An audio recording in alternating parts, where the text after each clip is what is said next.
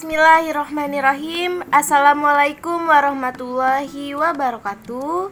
Yang terhormat Bapak Dr. Haji Agus Muharram MPD dan Ibu Wina SPD MPD selaku dosen pembimbing mata kuliah pedagogik.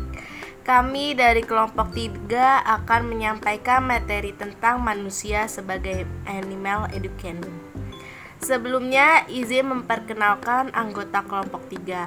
Dimulai dari saya sendiri, Tara Fatika Rahma dengan NIM 2110073 dan teman saya Anissa Nafira dengan NIM 2108130, Anissa Maulida dengan NIM 2107402, dan yang terakhir Umiyatul Salsabila dengan NIM 2108098. Materi pertama akan dibawakan oleh saya sendiri, yaitu pendidikan hanya untuk manusia. Pendidikan hanya untuk manusia. Manusia sebagai animal educandum secara bahasa berarti bahwa manusia merupakan hewan yang dapat dididik dan harus mendapatkan pendidikan. Dari pengertian tersebut secara tidak langsung menunjukkan bahwa terdapat perbedaan antara manusia dengan hewan. Ialah bahwa manusia dapat dididik dan mendapatkan pendidikan. Pendidikan akan dapat membantu manusia untuk merealisasikan dirinya, yaitu memanusiakan manusia lainnya. Ada 4 prinsip antropologis yang melandasi kemungkinan manusia akan dapat dididik, yaitu prinsip potensialitas, prinsip dinamika, prinsip individualitas, dan prinsip sosialitas. Manusia tidak dapat disamakan dengan hewan. Manusia dilahirkan sebagai makhluk yang tidak berdaya, yang tidak memiliki insting untuk dapat menyesuaikan diri dengan lingkungannya. Namun, manusia dapat dididik dalam suatu proses belajar yang membutuhkan waktu lama untuk dapat menyesuaikan diri dengan lingkungannya, atau yang dikenal dengan pendidikan. Pandangan pendidikan tentang manusia sebagai animal educandum adalah pandangan pendidikan yang hakikat manusia sebagai makhluk yang secara biologis fisik atau jasmania tidak jauh berbeda dengan hewan, tetapi dapat membedakan dirinya dengan hewan dengan melakukan usaha yang bersifat pendidikan. Menurut Saifullah tahun 1982. Ada beberapa alasan yang menjadi dasar mengapa manusia harus dididik dan memperoleh pendidikan, yaitu yang pertama, manusia dilahirkan dalam keadaan tidak berdaya. Manusia begitu lahir ke dunia perlu mendapatkan uluran tangan orang lain untuk mendapat melangsungkan hidup dan kehidupannya. Hal ini membedakan manusia dengan hewan. Hewan telah memiliki insting sejak lahir, namun manusia memerlukan waktu belajar yang panjang hingga mencapai tujuan dan nilai-nilai yang diinginkan manusia di mana pendidikan itu berlangsung. Yang kedua, manusia lahir tidak langsung dewasa. Untuk mencapai pada kedewasaan yang merupakan tujuan pendidikan dalam arti khusus memerlukan waktu yang cukup lama. Yang ketiga, manusia pada hakikatnya adalah makhluk sosial. Ia tidak akan berperilaku manusia seandainya tidak hidup bersama dengan manusia lainnya. Lain halnya dengan hewan. Hewan yang dibesarkan akan memiliki perilaku hewan, karena setiap jenis hewan sudah dilengkapi dengan insting tertentu yang pasti dan seragam, yang membedakan antara jenis hewan yang satu dengan yang lainnya. Baik, materi selanjutnya akan disampaikan oleh Saudari Umiyatul. Kepada Saudari Umiyatul, waktu dan tempat saya persilahkan. B. Anak manusia dalam kondisi perlu bantuan. Anak manusia untuk bisa menjadi manusia yang mandiri membutuhkan suatu proses yang lama dan tidak akan dengan sendirinya tanpa bantuan orang lain untuk mencapainya. Karena itu, anak manusia memerlukan orang lain yang berada di sekitarnya.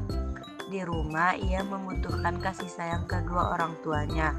Di luar rumah, ia akan bergaul dengan teman sebayanya, yang pasti akan saling mengisi, berbagi pengalamannya. Apabila sang anak sudah bersekolah, ia akan sangat membutuhkan bantuan pendidiknya, yaitu gurunya yang melakukan tugasnya secara profesional dan bertanggung jawab yang sangat dalam. Guru di sekolah merupakan pihak yang mewakili para orang tua anak.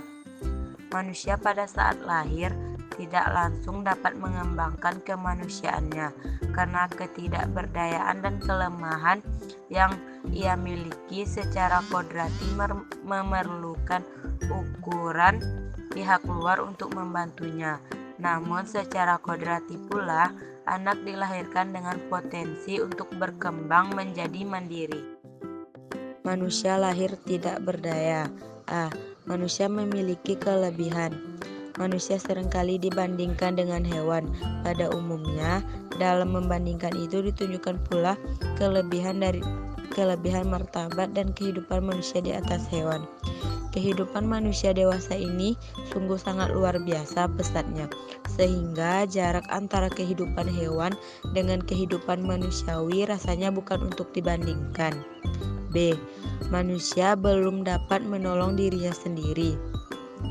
Manusia dilahirkan dalam keadaan belum dapat menolong dirinya sendiri, juga dalam hal-hal yang sangat penting bagi keberlangsungan hidupnya.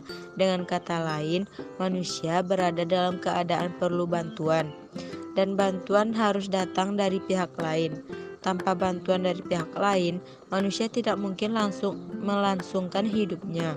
Bantuan tersebut tidak saja bagi kehidupan fisiknya, namun juga kehidupan psikisnya dan kehidupan sosialnya. C. Manusia dilahirkan dalam lingkungan manusiawi. Manusia dilahirkan dalam lingkungan manusiawi yang bertanggung jawab, yang berperasaan, bermoral, dan yang berjiwa sosial. Keadaan anak manusia yang perlu bantuan itu menggugah dan mengundang kasih sayang bagi orang dewasa, khususnya kedua orang tuanya. Baik, terima kasih kepada Saudari Umiatul yang telah memaparkan materinya. Materi selanjutnya akan dibawakan oleh Saudari Anissa Maulida. Kepada Saudari Anissa Maulida, waktu dan tempat saya persilakan. Kedua, dunia manusia sebagai dunia terbuka. A. Manusia belum siap menghadapi kehidupan. Anak manusia dilahirkan dalam keadaan belum siap menghadapi kehidupan, karena belum siap dan belum terspesialisasi. Ia harus mempersiapkan diri dan mendapatkan suatu cara yang khas bagi dia dalam melaksanakan kehidupan dan tugas hidupnya. Manusia harus menentukan cara dan corak, arah dan tujuan, bahkan makna hidup baginya yang tidak disodorkan alam secara ready to wear. B. Manusia mampu menggunakan alat. Melalui anggota tubuhnya, manusia menemukan kemungkinan dan kemampuan untuk menggunakan alat. Kemampuan ini membuka corak dan dimensi yang secara prinsipil berlainan dengan hewan. Dalam hal ini, semua terisarat dengan adanya 1. Inisiatif dan daya kreasi manusia, 2. Kemampuan manusia untuk merealisasikan dirinya, 3. Kesabaran manusia akan lingkungan, 4. Keterarahan hidup manusia kepada lingkungan, 5. Kesadaran manusia akan tugasnya dalam lingkungan hidupnya. C. Manusia sebagai makhluk yang perlu dididik. Dengan menggunakan peristilahan dari Bloom, masalah nilai-nilai kemanusiaan tidak hanya bergerak di bidang kognitif dan psikomotor, akan tetapi juga dalam perealisasiannya dengan penuh kesadaran dan tanggung jawab sampai menjangkau bidang afektif. Atau kalau digunakan peristilahan dengan pengajaran saja belum tentu cukup untuk membuat seseorang bertindak susila. Untuk itu perlu pendidikan yang diartikan mencakup keseluruhan pribadi manusia, mencakup pengetahuan, nilai keterampilan, emosi, dan spiritual. Selanjutnya, dasar dan ajar. Dasar adalah suatu bakat dan kemampuan setiap individu yang diperoleh secara alami. Biasanya hal ini dipengaruhi oleh pembawaan sikap dari orang tua. Istilah dasar, pembawaan sikap dan tindak tanduk seseorang dalam kesehariannya. Ajar merupakan suatu proses pendidikan dan pengajaran sehingga setiap individu memperoleh pengetahuan dalam hidupnya. Ajar merupakan pandangan seseorang atas hasil dan pengetahuannya setelah melakukan pembelajaran. Jika terdapat suatu pertanyaan, menang mana antara dasar dan ajar? Jawabannya adalah menang dasar, akan tetapi tanpa ajar mesti tidak berpengetahuan. Contohnya pada tokoh pewayangan Gatot Kaca. Ia merupakan satria luhur dan pemberani, namun ibunya merupakan keturunan raksasa. Biar bagaimanapun, jika terdesak akan mengeluarkan taringnya. Baik, terima kasih kepada Saudari Anissa Maulida yang telah memaparkan materinya. Materi terakhir beserta kesimpulan akan disampaikan oleh Saudari Anissa Nafira. Kepada Saudari Anissa Nafira, waktu dan tempat saya persilahkan. Terdapat faktor-faktor yang mempengaruhi perkembangan manusia. Anak manusia sejak dilahirkan berkembang terus hingga mati. Perkembangan anak manusia itu meliputi perkembangan fisik dan psikis, berlangsung secara teratur dan terarah menuju kedewasaannya. Adapun beberapa faktor yang mempengaruhi perkembangan anak, di antaranya ada faktor hereditas, faktor lingkungan, dan faktor diri. Faktor hereditas. Hereditas adalah proses penurunan sifat-sifat atau ciri-ciri tertentu dari satu generasi ke generasi lain dengan perantaraan sel benih. Lalu yang kedua ada faktor lingkungan. Faktor lingkungan ini dibagi menjadi 3, yakni lingkungan sosial, lingkungan budaya, dan lingkungan spiritual.